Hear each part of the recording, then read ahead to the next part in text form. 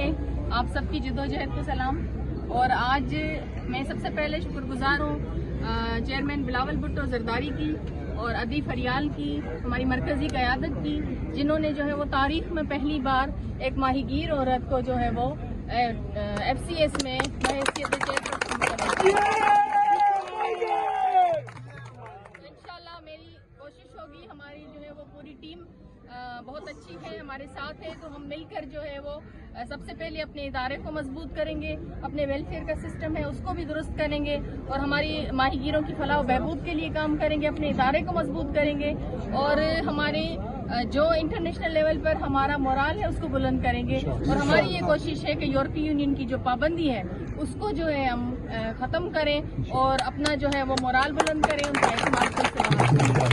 انشاءاللہ ہم سب ساتھ ہیں اور مل کے ہم اپنی ماہی گیروں کی فلاح و بہبود کے لیے کام کریں گے.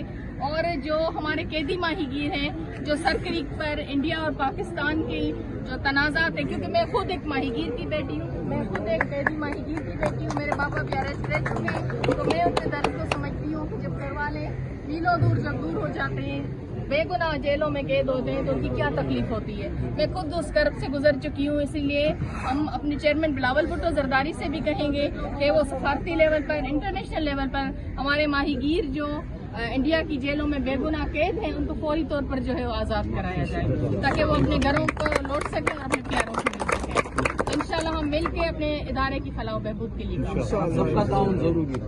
آپ سب کا بہت شکریہ.